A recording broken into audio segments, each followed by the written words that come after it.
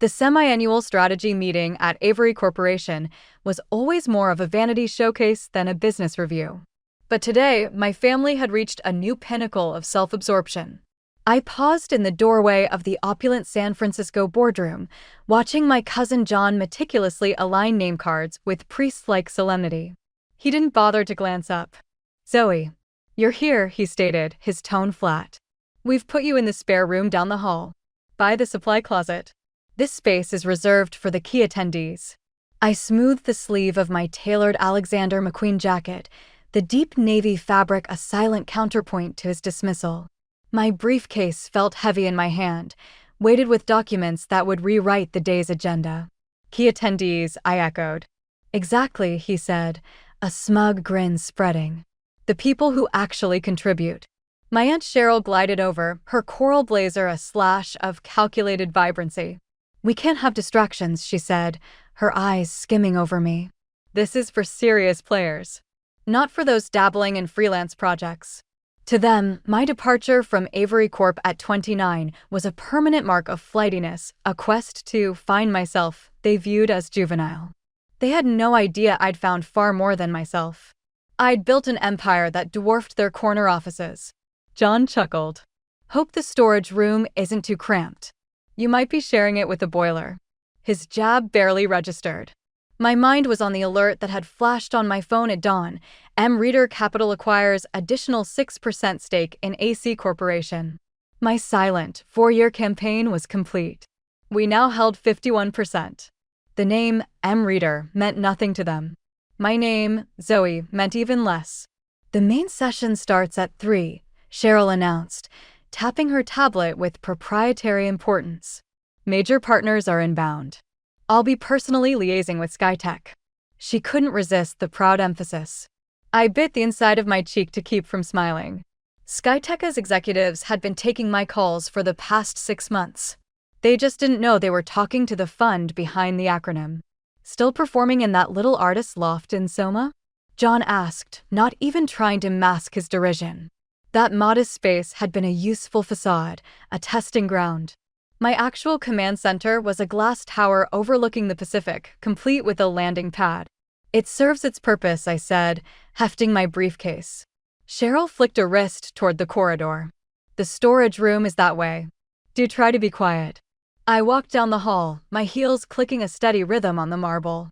I was not the overlooked niece they perceived. I was the majority shareholder. The real conversation was about to begin.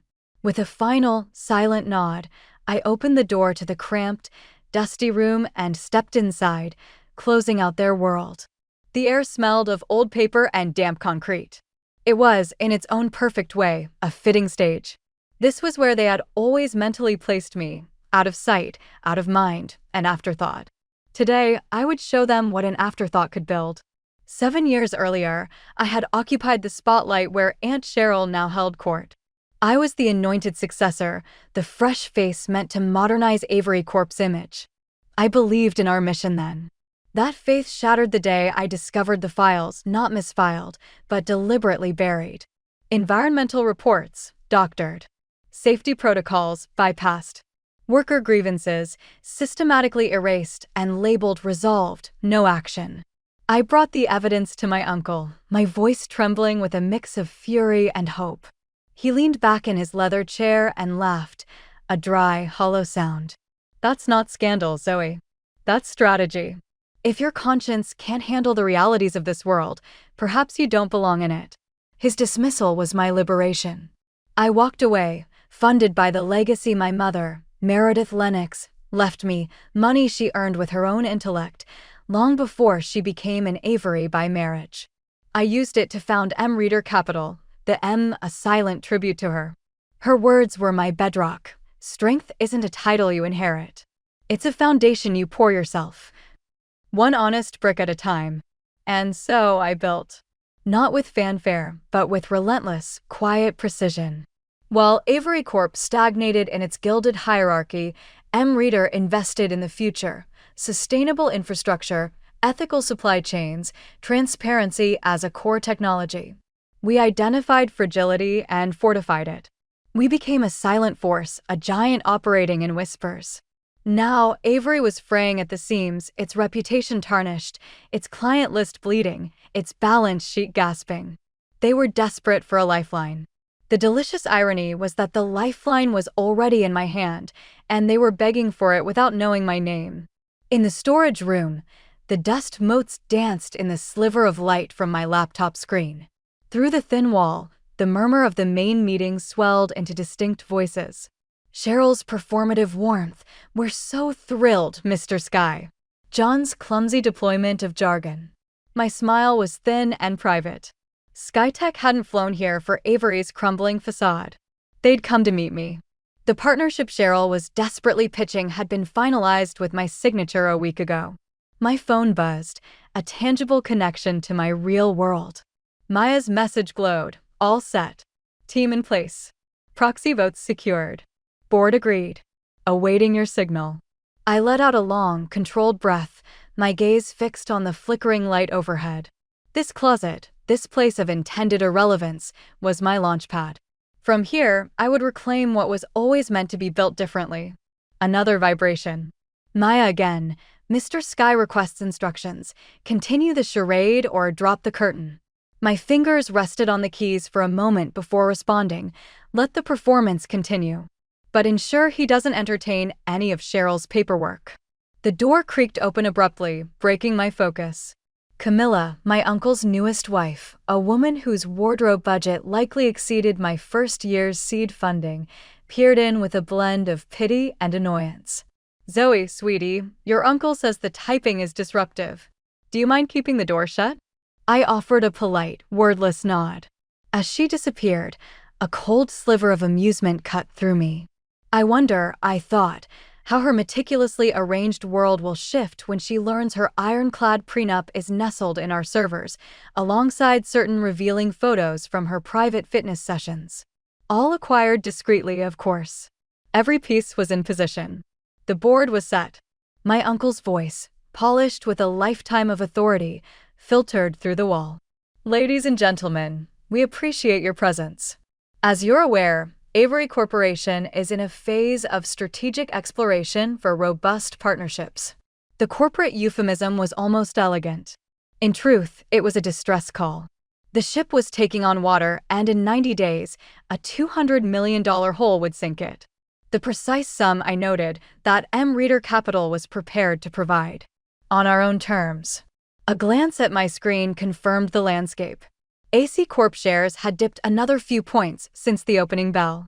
The market was whispering its lack of confidence. Perfect. Then Cheryl's voice, sharp and bright with forced optimism, pierced the barrier. "And with Skytech's capital infusion, our expansion across the Western Tech Corridor will be assured." Her presentation was cut short. "That's not why I'm here." The voice that answered was Mrs. Sky's, cool and unambiguous. A weighty pause followed. "I am here to meet the Chief Executive Officer of Reader Capital." I could envision the scene, Cheryl's rehearsed smile freezing, then cracking. I beg your pardon?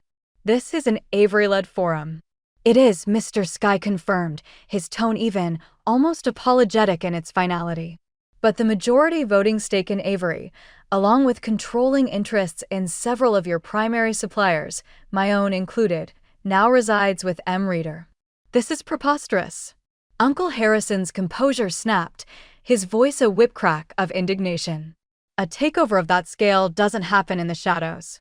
We would have been notified." That was my cue. I rose, my fingers brushing the lapels of my jacket, ensuring every line was straight. I opened the door to the storage closet, stepping from the dimness into the bright, startled silence of the boardroom. "Would you, though?" My voice was clear, carrying without needing to rise.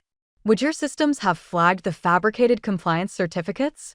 Would your audits have uncovered the human rights violations at your overseas factories?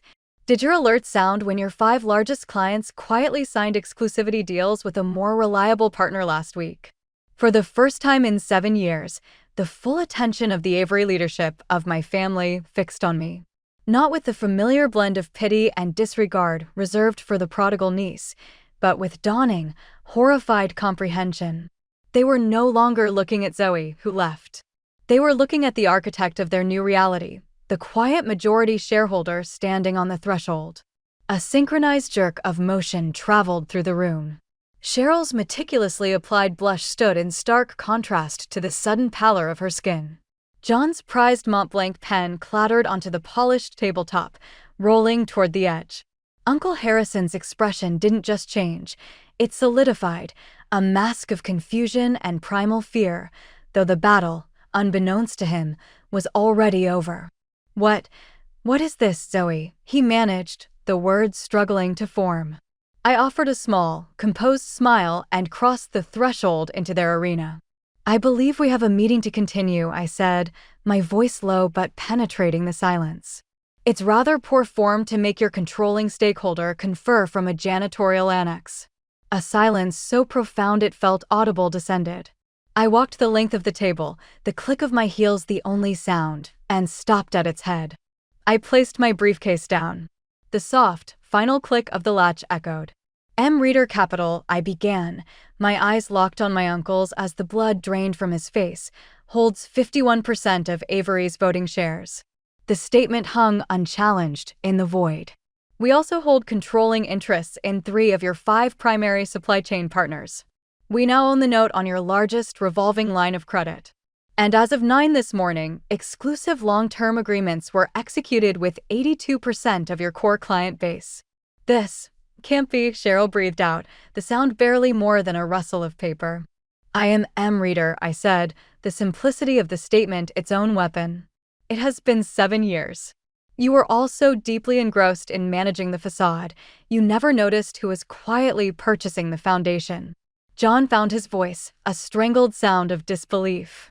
"You're a consultant. You work from a shared desk in Soma." My smile widened a fraction. "That address is our primary innovation lab." I opened my laptop and with a keystroke, hijacked the massive display screen on the wall. "My office is the corner suite in Sterling Tower." An image of the gleaming skyscraper appeared. "It's the building whose shadow falls across this one at 3 p.m. The image changed to a cascade of damning charts, revenue in a steep dive, legal liabilities spiking, client retention in freefall. "Shall we review?" Since my departure, Avery's market valuation has depreciated by 60%. The Environmental Protection Agency has an active investigative file, and the Department of Labor is drafting a request for documents that looks a lot like a prelude to litigation. "Now you will wait one damn minute," Harrison boomed, rising from his chair.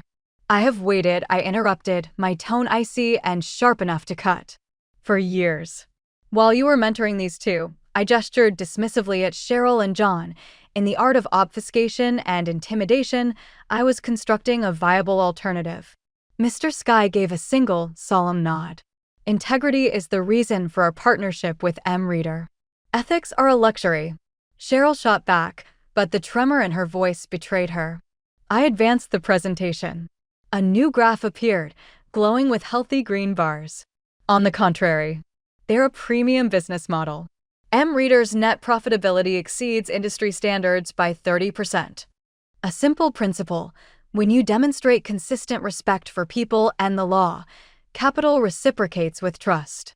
And trust is the most valuable currency of all." From my briefcase, I produced a set of sleek, bound portfolios and slid them across the table. "The terms for Avery's future are inside. M. Reader is prepared to provide a liquidity injection of $200 million. I let the number settle, watching its meaning hit home. The exact sum required to forestall insolvency proceedings next quarter. Uncle Harrison's eyes narrowed, the shrewd negotiator within him overriding his shock. "And the cost to us?" "Authority," I stated. The word was clean and absolute. "Full executive control. The Avery family retains a 20% equity stake, but all governance, all strategic direction, shifts to the M. Reader board. The company," I added, my gaze sweeping over Cheryl and John, and by extension, this family's role in it, "will operate under a new paradigm." A brittle, disbelieving chuckle escaped John. "This is a bluff. Cheryl, for God's sake, tell her this isn't happening." "It is unequivocally happening," Mr. Sky interjected, his voice a calm, neutral arbiter. "Miss Lennox holds majority control. The law is clear. With the proxy votes she commands, the mandate is not debatable. She can and she has. I advanced the presentation. The screen now displayed a brutal, scrolling ledger, a decade's worth of violations, pending fines, active litigation, regulatory sanctions. A history of neglect written in legal code. The decision is binary, I said. Accept the proposal and allow a foundation-up reconstruction. Or proceed independently and witness the structure collapse under the accumulated weight of its own compromises. Cheryl looked ghostly. You're dismantling your own family's heritage. No, I corrected, my voice firm. I am preventing its wholesale demolition. Reader's purpose is corporate restoration. We rebuild what poor stewardship has broken. It seems fitting to begin with the institution that taught me what broken looks like. Uncle Harrison pushed himself to his feet slowly. The defiance in his eyes was now tempered by a dawning, unwilling comprehension. A flicker of respect. You orchestrated all of this, he murmured, more to himself than to me. The resignation, the network of holdings, the client migration. I had an excellent teacher in tactical execution, I said, holding his stare. You showed me how to secure victory. But the curriculum on ethical victory? That came from my mother. He recoiled as if struck. Meredith Lennox, his sister. Her moral compass had once guided this very boardroom. After her death, that guidance had been discarded, her principles treated as sentimental liabilities. Until this moment. I laid the formal agreements directly on the table in front of him. Signature is required today. Your senior creditors are already reviewing calls for acceleration. The Environmental Agency and several financial journalists have active inquiries pending. The clock, I finished, has already run out. Cheryl's hand shot out, her fingers gripping Harrison's forearm. Don't sign a thing. We'll secure other financing. There are always other options. Her whisper was fierce, desperate. Are there? I asked, my voice mild. A single, skeptical eyebrow lifted. I suggest you consult your devices. As if on cue, a chorus of chimes and vibrations erupted. Around the table, screens illuminated with the same urgent notification. A Bloomberg News alert, stark and definitive. Reader Capital seizes control of Avery Corp. AC. Complete restructuring imminent. Source says only the logo survives. The boardroom erupted into bedlam. Overlapping exclamations, sudden frantic phone calls, the palpable panic of advisors scrambling. John collapsed into his chair, his face blank with utter defeat. Cheryl stood motionless, her gaze fixed on nothing, the fight draining from her. Harrison, however, remained at the epicenter of the storm, holding the contract. He was reading it, truly reading it, his hands betraying a faint but visible tremor. After a long minute, he looked up, his eyes finding mine. The name, he said, his voice roughened. Will the Avery name remain? Yes, I answered without hesitation. The name remains. The ethos does not. Avery Corporation will represent more than margin and market share. It will stand for integrity. That is the non-negotiable cost of its survival. He held my gaze, then released a heavy, conceding breath. With a nod that seemed to carry the weight of a legacy, he reached for the pen. Wait. Cheryl's voice was a blade, slicing through the din. All eyes turned to her. What becomes of us? Your titles can remain, I stated, my tone level. Conditional upon your participation in a comprehensive reader leadership program. It focuses on ethical governance, sustainable strategy, and transparent operations. The alternative is to take your 20% stake and exit. The choice is yours. John shook his head, a baffled grimace on his face. You would actually terminate your own family? I would require my family to meet the same standard of competency and character as every other member of our team, I replied. Entitlement is a liability. Merit is our only currency. The signing took less than an hour. As the stunned attendees began to filter out, Mr. Sky approached. He offered his hand, and I took it.